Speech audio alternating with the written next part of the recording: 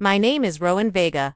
For 4 years, I lived and breathed one thing: designing Raven X, the world's most advanced autonomous drone system. Faster, smarter, untouchable. It was supposed to change warfare and change my life. But just days before, the $2.7 billion defense contract was finalized, my boss fired me. Then he stole it. Or thought he did, because the system he took wasn't the one I built for war. It was the one I built for them to lose. It all started at 9 a.m. on a morning, so perfect. It almost made me forget what was coming. The test flight began that morning, and within 12 minutes I watched my creation do what no one else in the defense sector had managed before. From behind the glass wall of the control tower, I tracked every movement of the Raven X drone. My drone. It sliced through desert wind like a blade through water, adjusting flight vectors in real time, identifying threats, dodging phantom missiles in simulation, even executing a reverse spiral evasive I hadn't programmed. It had taught itself. That wasn't just a successful trial. That was history. They clapped politely. Of course, suits with defense clearances don't cheer. But I could feel it, the shift in the room. My name was being whispered with weight. I'd done it. I stepped outside into the dry heat and called Mom. She picked up right away. Mom, I breathed. It worked. All of it. The full AI, the split-second recalibration, the multi-target decision branches. It worked. She gave that quiet laugh of hers. The one that sounded like hope and fatigue, all at once. I never doubted you. They're going to sign the contract this week. If that happens, I hesitated. Voice catching. You'll be in that new trial, the one in Austin. No waiting list, private room. You mean I'll get to see what your 30th birthday looks like? She said softly. I bit my lip and turned away from the building. Yeah, you will. Back inside, the debrief started. Officials took turns praising the system. For people mentioned my name. Each time I felt it like a stamp on my skin. Real, permanent, earned. But then he walked in. Tall, crisp suit, perfectly calibrated smile.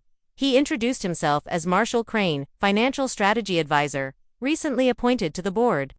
Never heard of him. He hadn't been at any of the prior development meetings, but now here he was, asking detailed questions about system scalability, licensing, long-term deployment logistics. Too detailed, too rehearsed. I folded my arms, forcing a neutral expression as his question shifted from tech specs to IP ownership. Not security, not ethics, just control. Something inside me twisted. Everyone else kept laughing, congratulating themselves like the future had already been signed and sealed. But I didn't join them, because while they were watching a drone fly, I was watching something else take off. And it didn't feel like success anymore. It felt like the first move in a game I hadn't agreed to play. The invitation came through a brief email, no subject line, just a single sentence. Lunch tomorrow. I'd like to understand the scope of your work better. Marshall Crane. I stared at the screen longer than I should have. There was nothing overtly threatening about it, but something in the tone rubbed me the wrong way. Understand the scope. We'd already reviewed specs in the control tower, and Marshall hadn't asked a single question then. Now he wanted a one-on-one. Still, I agreed. Curiosity beat out caution. Barely. We met at a small French bistro a few blocks from the campus. He was already seated when I arrived, waving like we were old colleagues instead of two people who'd shared maybe 30 seconds of airspace the day before. The moment I sat down, he smiled and skipped the formalities. I'll be brief. Rowan, what you've built, Raven X, it's beyond impressive, but with a system that advanced. I imagine the ownership logistics are layered. I stiffened slightly. Layered. How? He chuckled. Well, proprietary frameworks, patent filings, command, access points. I assume you've retained some personal stake in the code. Or did the company buy out your rights during the R&D phase? I picked up my glass of water slowly. The IP agreement is outlined in my contract. Standard terms. Sure. He nodded. Still, if it were me, I'd keep a kill switch, a fingerprint on the core just in case. I stared at him, trying not to react. He took a casual sip of wine, as if he hadn't just laid bare the exact thought that had kept me awake during development. You're a financial advisor, I said finally. Why the interest in system architecture? He smiled, unfazed. Because if this tech becomes our primary product line, I need to understand every possible risk, financial, strategic, and human. I didn't finish my risotto. I barely touched it. The moment I got home, I locked my apartment door, silenced my phone, and opened 3 different laptops across my dining table. I spent the next 14 hours straight reviewing my entire source code repository, line by line, block by block. Then I copied the original, the real system, onto a secure offline drive and buried it under layers of biometric encryption. That one stayed with me. Next, I built a decoy. It looked identical, functioned 98% the same, but deep inside, I embedded a silent mechanism, a countdown. 90 days. If it went that long without receiving biometric confirmation, specifically my fingerprint and heartbeat, the system would automatically begin a silent lockout protocol. No warnings, no alerts, just gradual decay. First, the AI decision matrix would fail to update, then the flight control's subroutines would drift one by one. The drones would fall out of sync. Eventually, they'd go dark, unreachable, unusable ghosts. I called it Protocol Eclipse. I didn't know exactly what Marshall was planning, but I knew people like him. People who used charm like camouflage, who saw brilliance as a resource to be mined, not protected. He didn't care about the mission. He cared about market value. And I'd spent too long building RavenX to watch it become a trophy on some investor's shelf. So while the rest of Ethereum slept that night, I stayed awake with a countdown ticking silently in the machine they would soon steal. And the moment they took it, that clock would begin. The email hit my inbox at 6:43 a.m., just as I was pouring my first cup of coffee. Subject: Leadership transition to 10 a.m. briefing required from Executive Office. Ethereum HQ. There was no salutation, no explanation, just a time, a room, number, and a line that made my stomach drop. Please be prepared to review all active project asset ownership status. I arrived 10 minutes early. The executive conference room was already half full. Board members, legal counsel, 2 people from HR I barely recognized, and Marshall Crane at the head of the table, looking far too comfortable for a man who'd only joined the company a month ago. The seat that had always been reserved for CEO Kenneth Marlowe sat empty. My palms began to sweat. Marshall stood and tapped his folder once against the table. Let's begin. No good morning, no introduction, just let's begin. He spoke like he'd been rehearsing this for weeks, effective immediately. Kenneth Marlowe has stepped down from his position due to undisclosed health reasons. As per internal board vote, I will be stepping in as acting CEO. Pending confirmation. My brain stuttered. Kenneth hadn't said a word. No goodbye, no email, nothing, just vanished. And now this. Marshall's voice carried on, smooth and sterile. With this change, we are conducting a full review of team structures, leadership, alignments, and strategic compliance. In that regard, Miss Vega, would you stay behind when this meeting ends? My heart slammed against my ribs. Every pair of eyes flicked toward me, some with pity, some already indifferent. The meeting adjourned 15 minutes later. Everyone filtered out except for Marshall, a legal rep, and the woman from HR, whose name I still didn't know. Marshall folded his hands. Rowan, I'll get right to it. We've reviewed internal communications, compliance reports, and team feedback. Your approach under the previous administration, while effective in R&D, hasn't aligned well with new collaborative protocols. What protocols? I asked, voice brittle. No one's shared a single new directive with me. He offered a polite smile. That's precisely the issue. You've demonstrated resistance to executive integration. It's created a culture of independence that no longer serves our unified direction. I stared at him. So, I'm being fired. He nodded once. We're calling it a strategic release. I felt everything rush out of my body at once. Heat, air, sound, strategic release. Like I was an underperforming asset. He slid a folder across the table. Inside, my severance agreement, an NDA, and an IP reassignment form. I blinked at the last one. I'm not signing that. Then I'm afraid your final paycheck, benefits, and health coverage may be delayed pending legal clarification, he said coolly. My stomach twisted. Mom's immunotherapy trial without coverage. She wouldn't make the next round. I looked down at the document again. The form listed a code-based transfer authorization for the RavenX system. The version ID matched the decoy I had embedded just 2 nights ago. They were trying to take the bait, and I had to let them. With shaking hands, I signed. It felt like a piece of me detached the moment ink met paper. Thank you, Marshall said, as if I'd handed him a birthday gift. He stood and nodded to the HR rep. Escort her out. I gathered my things in silence, a numbness spreading, like frost across my chest. At the security desk downstairs, I handed over my badge. The guard didn't look at me, just dropped it into a box labeled Terminated Access. Outside, I finally let myself exhale. I'd given them exactly what they wanted, what they thought was real. But as I walked toward the parking garage, my phone buzzed. An anonymous message appeared on my screen. Check your personnel file. Confused, I logged into the secure portal using my still active credentials. What I saw made my blood run cold. Under final notes, someone had added, subject exhibited signs of paranoia and control instability. Recommend observation if contacted externally. They hadn't just taken my job. They'd planted a question mark beside my name. And that kind of stain doesn't wash off easily. The next morning, I opened my company email out of habit and immediately remembered I no longer had one. The login screen blinked coldly. Access denied. Unknown user ID. I stared at it for several seconds, the cursor pulsing like a silent insult. Then I closed the laptop and sat there in the stillness of my kitchen, alone, as the weight of it all started to land. They hadn't just fired me, they'd erased me. No goodbye, no press release, no public recognition for leading the 4-year development of Raven X. I was airbrushed from the timeline like I'd never existed. Still clinging to some fragile hope that logic would win out, I checked the company's website. Right at the top of the homepage was a banner headline. Bold and polished, Ethereum unveils groundbreaking drone AI, a vision realized by Marshall Crane and his elite strategy team. I blinked. My name was nowhere. Not in the article, not in the team list, not even in the footnotes.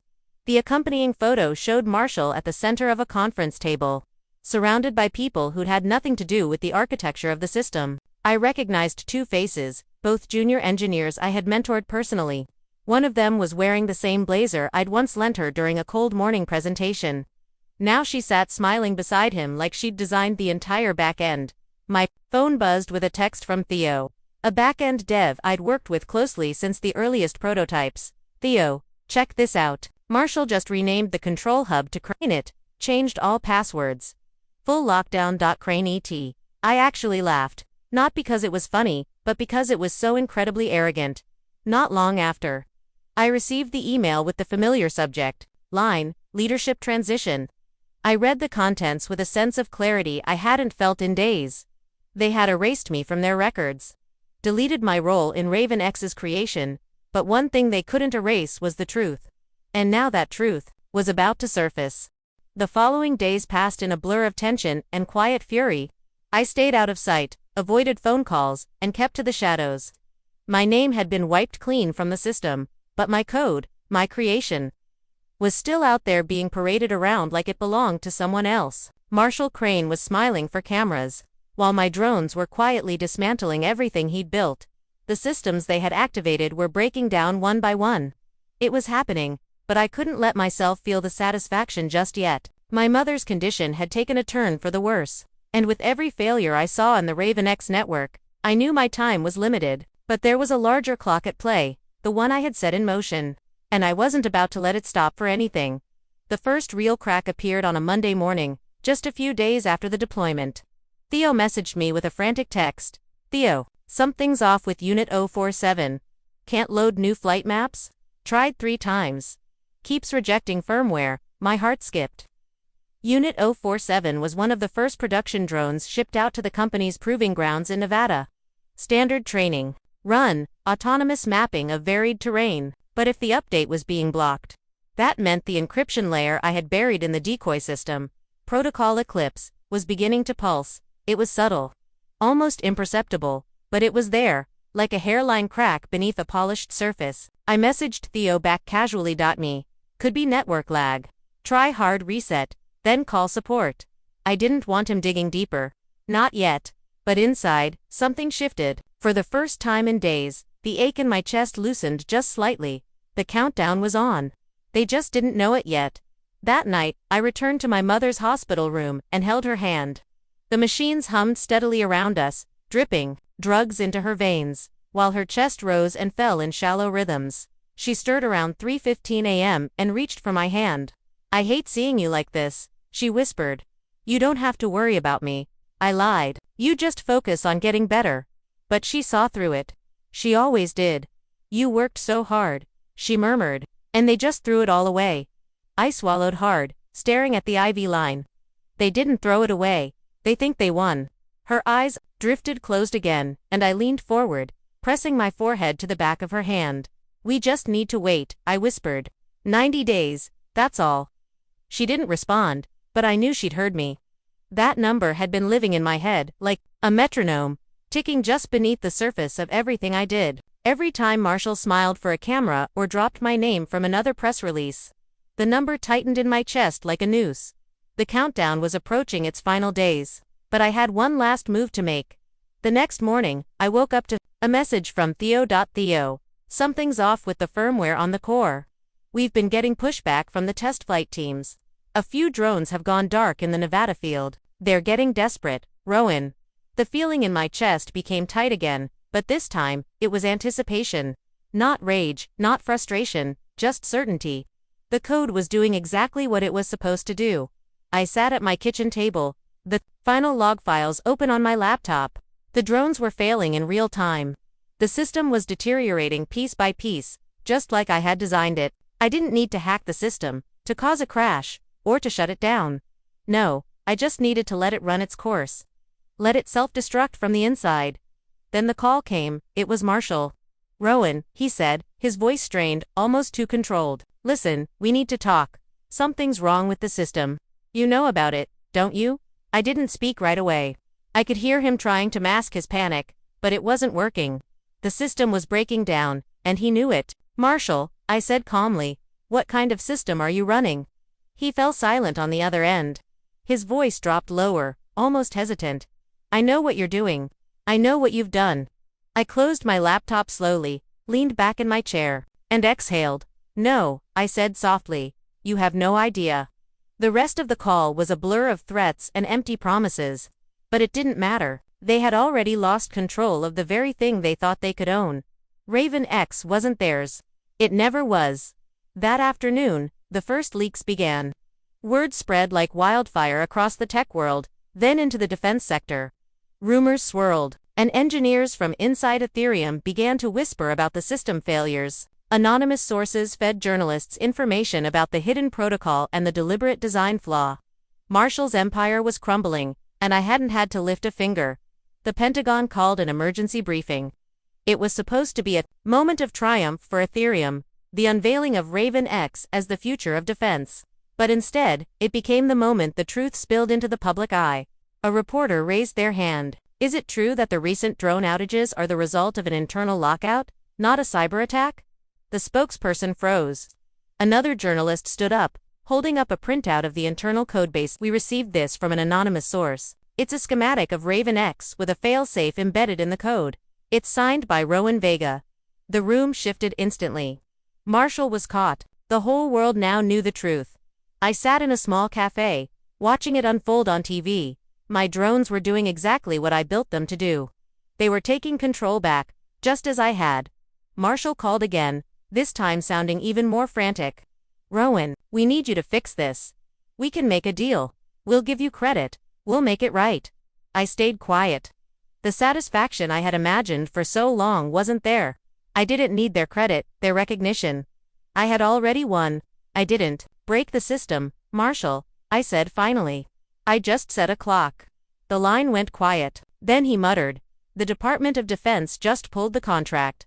The truth had arrived, and with it, my revenge. But it wasn't the kind of revenge they were expecting. It wasn't about destruction, or anger, or even proving them wrong. It was about letting them destroy themselves. It was about waiting until the time was right, and when the lights dimmed, they'd realize who the real architect had been all along.